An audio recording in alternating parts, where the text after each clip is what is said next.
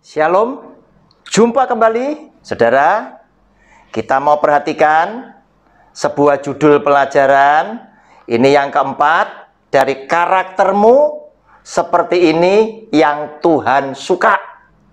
Saudara, judul kecilnya adalah jangan mengingini istri sesamamu. Ternyata jangan mengingini macamnya banyak. Kali ini jangan mengingini istri sesamamu, sama seperti yang dikatakan di dalam 10 perintah Tuhan di Ulangan pasal 5 ayatnya yang ke-21 yang sudah saya baca di video-video yang sudah lalu.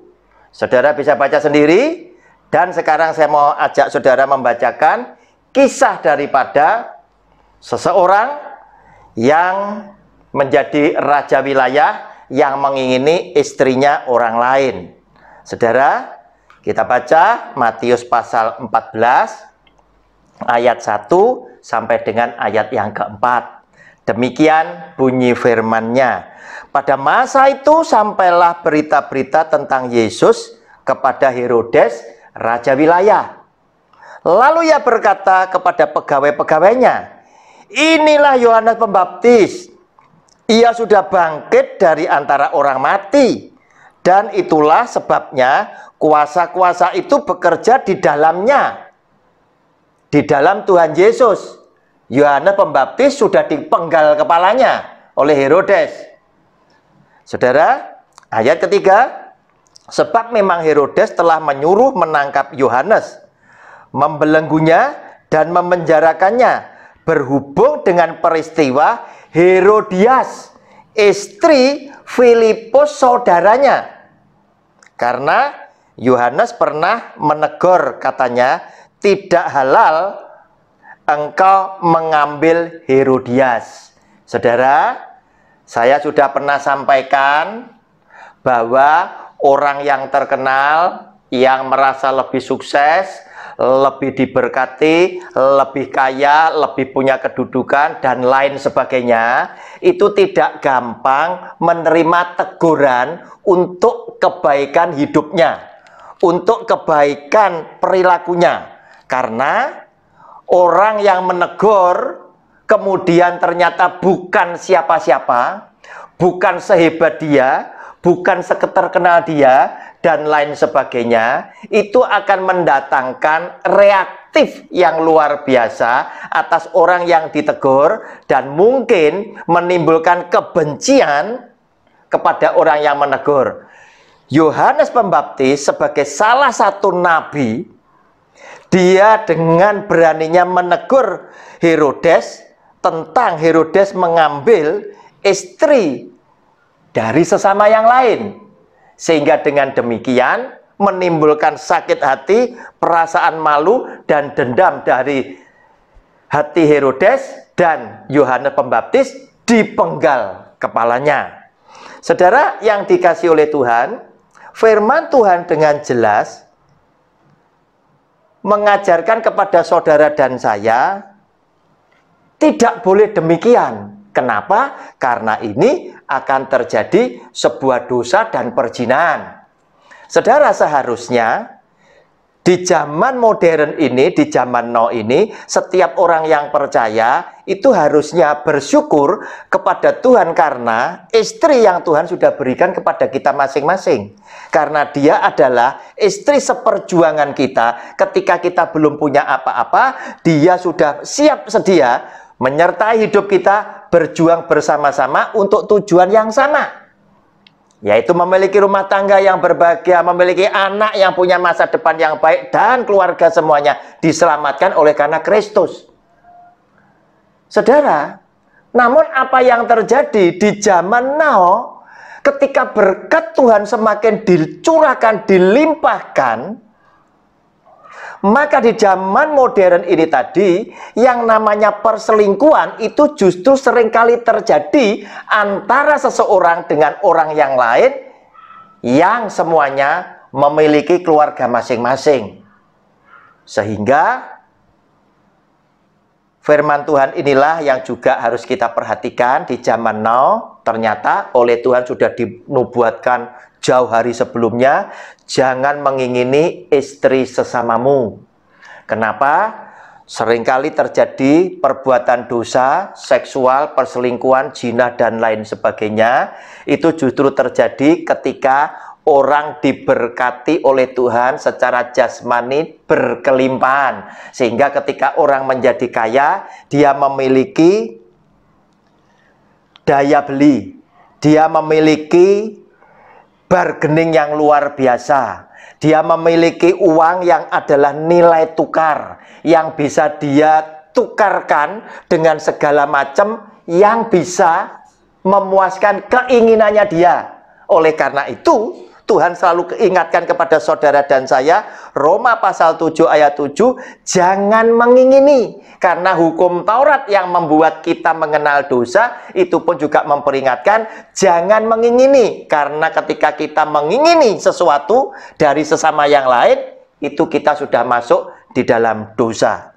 Demikian pula, Tuhan Yesus sendiri juga menyampaikan ajarannya dengan begitu keras, yaitu pada Matius pasal yang kelima, ayatnya yang ke-27 dan 28, yang demikian bunyi firman-Nya. Kamu telah mendengar firman, jangan berzina. Tetapi aku berkata kepadamu, setiap orang yang memandang perempuan serta menginginkannya sudah berzina dengan dia di dalam hatinya. Saudara lihat, apa yang diajarkan oleh Tuhan Yesus itu bahkan lebih keras, lebih ketat lagi. Zina kita berpikir ketika perbuatan itu sudah berlangsung. Perbuatan itu sudah dilakukan. Tetapi kenyataannya, niat itu baru muncul karena pandangan mata. Yesus Kristus Tuhan sudah berkata, itu sudah berzina dengan dia di dalam hatinya. Saudara, nggak salah apa yang disampaikan oleh Tuhan Yesus. Karena apa? Tuhan Yesus tahu dari mata memandang turun ke hati. Dari melihat timbullah keinginan, muncul keinginan dari dalam hati. Sehingga hati atau pikiran memerintahkan tubuh kita untuk mengadakan satu tindakan, satu perilaku, satu reaksi untuk memenuhi keinginan daging. Saudara, hati-hati. Perzinahan ini, dosa seksual adalah dosa yang banyak tokoh Alkitab yang hebat-hebat itu jatuh. Hati-hati ya, apalagi saudara dan saya. Kalau kita punya kelemahan di bidang seksual, demi nama Tuhan Yesus di atas mimbarnya yang kudus, saya ingin sampaikan, hindari, karena itu bisa menjadi salah satu alergi buat kita. Bagaimana dokter orang bisa sembuh dari alergi? Dokternya juga ngomong, kasih saran. Kalau bisa, faktor yang menimbulkan alergimu itu kambuh, harus engkau jauhi. Kalau seseorang ini memang punya kelemahan di seksual, jauhi orang-orang cantik yang genit, supaya Anda aman. Kalau Anda punya kelemahan di bidang tertentu, jauhilah bidang tertentu yang Anda merasa kalau Anda kelihatan orang teman-teman minum minuman, kemudian bertindak apa yang menyenangkan hatimu, Anda suka larut di dalamnya situ, lebih baik Anda jauhi supaya Anda tidak kembali terjatuh di dalam dosa yang sama. Saudara yang dikasihi oleh Tuhan, kita lihat sekarang apa yang disampaikan oleh firman Tuhan di dalam Amsal pasalnya yang ke-6. Amsal pasalnya yang ke-6.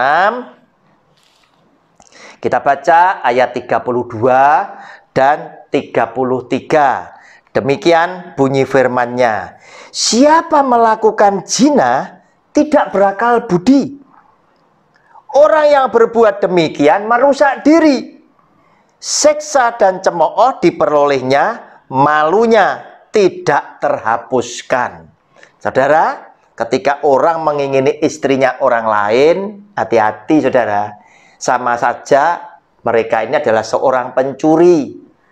Kalau ketahuan, malunya sungguh tidak ketolongan. Kalau akhirnya juga selingkuhan ini harus dinikahi, saudara hati-hati. Anda telah masuk di dalam dosa perjinan. Itu yang pertama. Yang oleh Tuhan sungguh tidak disenangi, tidak disukai. Oleh karena itu Tuhan selalu berkata, aku suka jika engkau punya karakter yang tidak mengingini apa saja milik sesamamu. Nah, kali ini mengingini adalah istrinya sesamamu, istrinya orang lain. Kenapa? Karena ketika Anda ambil dia, Anda merusak kebahagiaan keluarga orang lain. Dan itu juga punya dosa yang sangat besar. Terlebih ketika perempuan ini yang kau ingini adalah istri yang begitu dicintai oleh suaminya. Dia merupakan juga ibu yang sangat dikasihi oleh anak-anaknya. Engkau telah membuat begitu banyak orang berduka. Engkau telah membuat begitu banyak orang sengsara. Engkau telah membuat begitu banyak rencana-rencana indah keluarga ini tidak bisa terwujud hanya oleh karena nafsu kedagingan yang saudara dan saya tidak bisa kendalikan. Oleh karena itu, hati-hati. Engkau bukan sedang menghancurkan kebahagiaan orang lain, tetapi kebahagiaan hidup rumah tanggamu itu juga engkau porak-porandakan sendiri oleh karena istri semasa mudamu adalah orang yang sangat engkau lukai. Karena dia akan teringat ketika engkau mempersunting dia. Ada sebuah janji nikah yang tidak pernah terhapuskan, di mana Tuhan memberkati kalian di dalam pernikahan kudus, jemaat sebagai saksinya. Dan dari hasil kasih sayangmu, lahir anak-anakmu yang begitu bangga kepada engkau sebagai seorang papa. Namun hari itu, hati mereka itu engkau iris-iris, engkau sayat-sayat, sehingga mereka antara percaya dan tidak. Apakah engkau tetap adalah papa yang harus dikagumi oleh mereka? Oleh karena itu, kuduskan dirimu, kuduskan pernikahanmu, karena karakter yang demikian yang Tuhan suka ada di dalam hidupmu. Shalom, kita berjumpa di video yang akan datang. Haleluya, amin.